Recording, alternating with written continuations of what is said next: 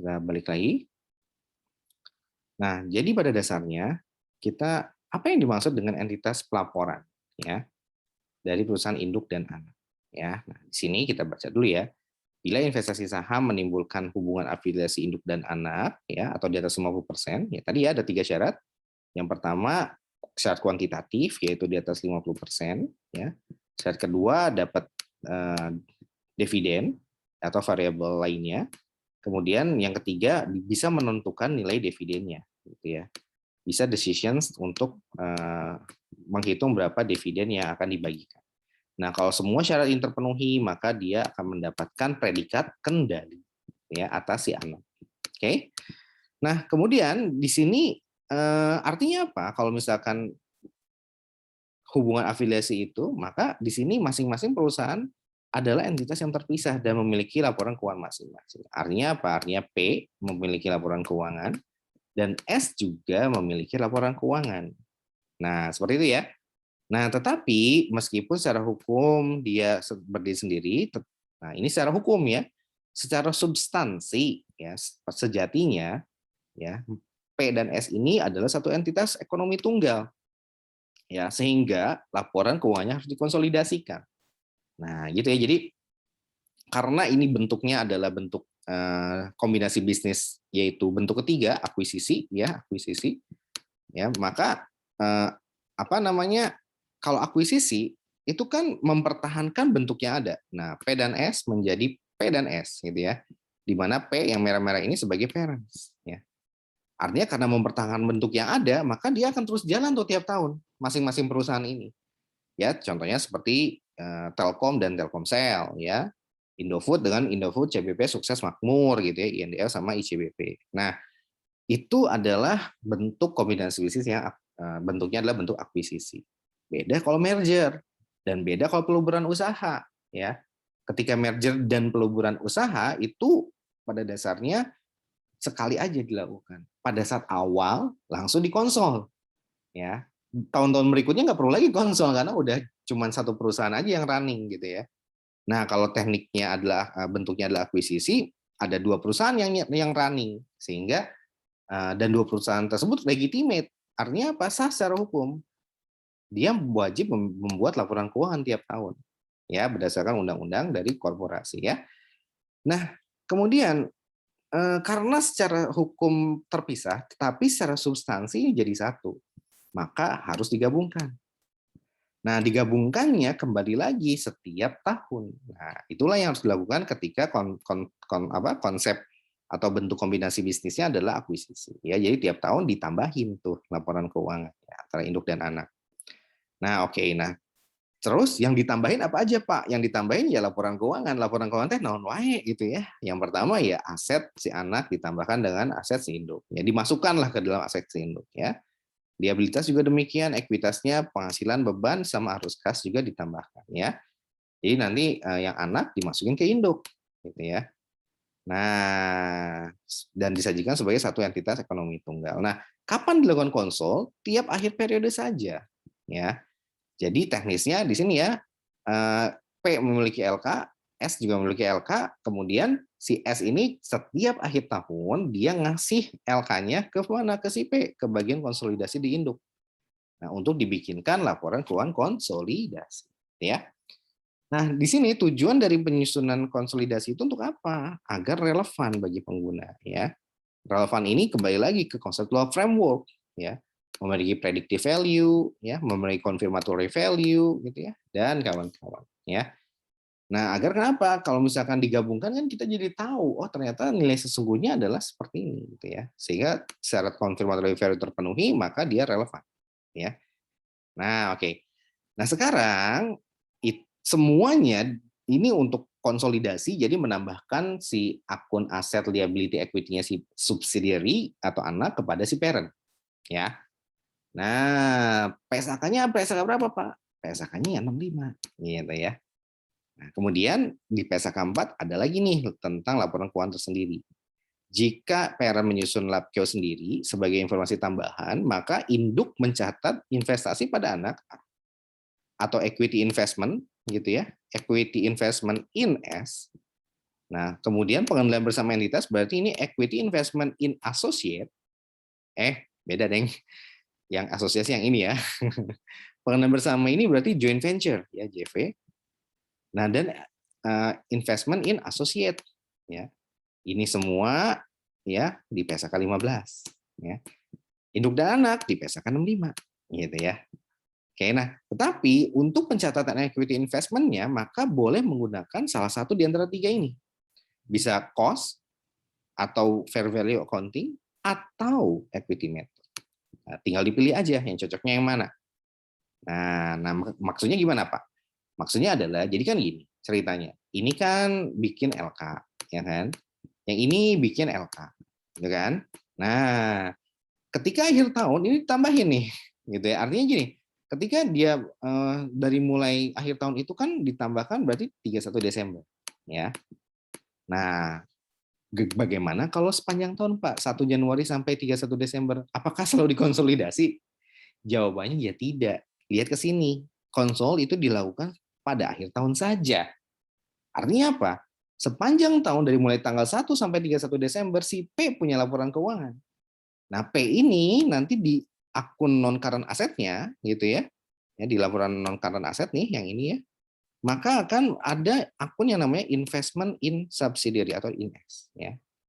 Nah, atau equity investment in S gitu ya. Boleh kayak gitu disebutnya. Jadi investment in S. Nah, investment in S-nya ini gitu ya, sepanjang tahun tersebut gitu.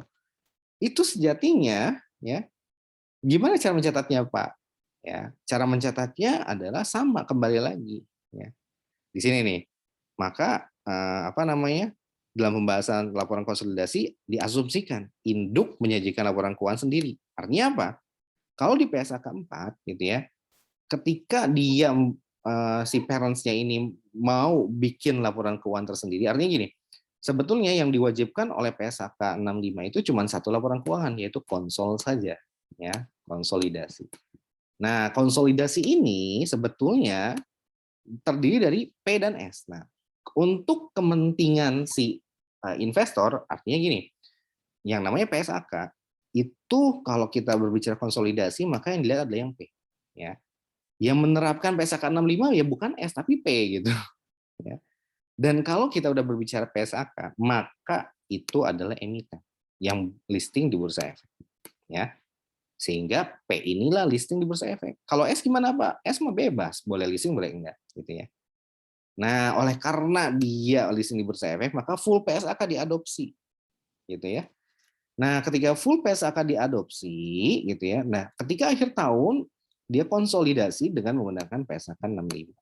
Ya, dan yang diwajibkan hanya satu aja, sebetulnya cuma laporan konsolidasi saja.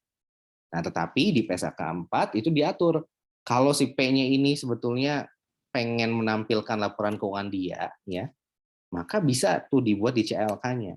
CLK-nya siapa? CLK-nya untuk laporan konsolidasi ini gitu ya.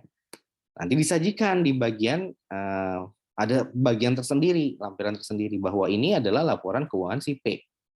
Nah, gunanya buat apa? Gunanya biar orang tahu gitu, si investor tahu, oh ternyata kalau dia melakukan konsolidasi, misalkan total asetnya adalah 1 gitu ya. Tapi kalau misalkan dia yang punya si P-nya aja gitu ya, ini total asetnya misalkan cuma 0,6 gitu ya. Nah, sehingga kan ini tahu, oh nanti investor akan melihat, oh kalau di konsol berarti menghasilkan angka 1 total asetnya. Kalau di hanya P-nya aja maka 0,6, nanti dia tahu, oh berarti yang S-nya cuma 0,4 gitu ya. Nah, dari sini akan lebih informatif laporan keuangan si P ya, laporan konsolidasinya akan lebih informatif. Karena konsol kan yang membuat si P ya. Nah, dengan dibagi dua seperti ini, ada yang laporan konsolnya dan ada yang laporan si P-nya, maka akan lebih informatif informasinya. Sehingga investor nggak akan ragu untuk mau membeli perusahaan si P ini. Nah, syaratnya kalau pengen P menyajikan laporannya sendiri, maka boleh tuh akun equity investment-nya nanti bisa dimunculkan dengan menggunakan metode cost atau PSAK 71 fair value atau si equity method ya. Nah, ingat berarti kan nanti hanya penyajian si investment in S yang muncul ada di mana, Pak? Ini muncul hanya di laporan keuangan P. Yang di laporan keuangan S mah ya nggak ada ya, uang dia yang dimiliki ya. Nah, seperti itu. Sehingga ingat, boleh kalau investment in S ini kalau dia dengan cost method berarti dividen income itu akan dividen akan dicatat sebagai dividen income ya. Kalau dia PSAK 71 maka tetap dicatat sebagai dividen income, tapi nanti ada penyesuaian equity investment di akhir tahun ya terhadap si market value-nya. Nah, ini kalau yang. Nah, kemudian yang ketiga kalau dia equity method, nah di sini ya, maka ketika ada dividen dia akan mengurangi si equity invest. Nah, tapi ini salah satu aja, mangga yang mana yang mau dipilih gitu ya. Si akun investment in S-nya ini boleh dengan cost method yang ini, boleh dengan si fair value method yang bawah, boleh dengan si equity methodnya ya. Pilihan aja itu Maya. Nah, cuman di sini ya. Nah, kita asumsikan bahwa penekanannya adalah ke metode biaya dan ekuitas ya. Artinya penekanannya hanya ke equity method sama cost method ya. Nah, itu kalau si P ingin menyajikan laporan keuangan tersendiri. Cuman di sini pakai asumsi ya bahwa untuk AKL ini ya kita asumsikan bahwa induk akan menyajikan laporan keuangan tersendiri sebagai informasi tambahan. Artinya apa? Artinya si P ini akan selalu ya melaporkan investment in S gitu ya. Pada kapan, Pak? Sepanjang tahun. Dari mulai 1 Januari sampai dengan 31 Desember ya. Ini rentang periode ini maka akan dicatat investment in S ya. Boleh dengan 3 cara tadi, boleh cost method ya, boleh cost, boleh fair value, boleh equity method ya.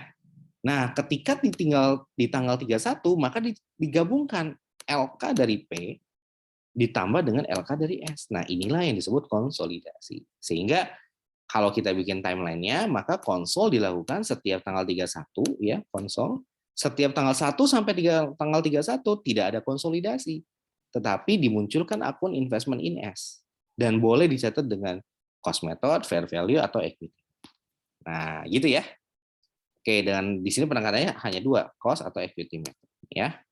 Oke.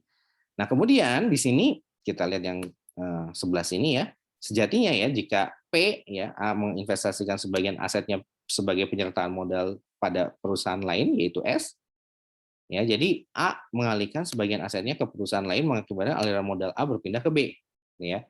Dengan kata lain sebagian harta A mengalir ke B. Nah, maksudnya gimana Pak? Puyeng ya? Gampang aja kalau dengan Pak Eci mah ya. Intinya begini, kalau P membeli saham S, maka P ngasih imbalan ya kan. Imbalannya itu bisa kas, bisa notes payable atau loan, atau bisa si equity juga gitu ya dalam bentuk saham. Tapi mostly dengan dalam bentuk kas ya. Nah, kemudian in return si S akan memberikan sahamnya kepada si P gitu ya. Nah, itu aja sih maksudnya ya. Yang berpindah modal dari P ke S itu ya berupa imbalan tadi, bisa kas atau kawan-kawannya.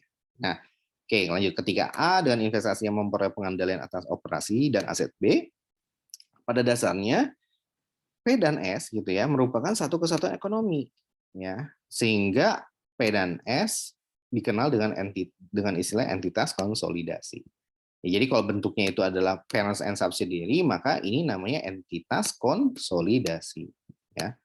Kalau dia karena kenapa? Karena ini di atas 50%. Gitu ya. Kalau di bawah 50% maka bukan P dan S, tapi ini entitas yang namanya investor dan investi. Nah, dinamakannya adalah entitas asosiasi. Nah, gitu ya. Itu kalau di bawah 50%. Oke. Nah, karena A dan B merupakan entitas konsolidasi, maka A sebagai parents ya diwajibkan membuat laporan keuangan konsolidasi yang menggambarkan posisi ekonomi A dan kelompok perusahaan yang ada di bawah pengendalian. Nah, seperti itu ya. Jadi pada dasarnya kalau P ya memiliki perusahaan A, memiliki perusahaan B gitu ya. Nah, dan A ini misalkan 30% kepemilikannya, kemudian yang B ini misalkan 60% kepemilikannya. Maka yang mana yang harus dikonsol, Pak? Yang harus dikonsol yang ini, yang B. Gitu ya. Siapa yang buat? Yang buat adalah bagian konsolidasi si P gitu ya. Nanti akan dikonsol ke B, ini akan dikonsol ke P ya. Sedangkan yang A ini akan dicatat sebagai equity investment saja dengan equity method.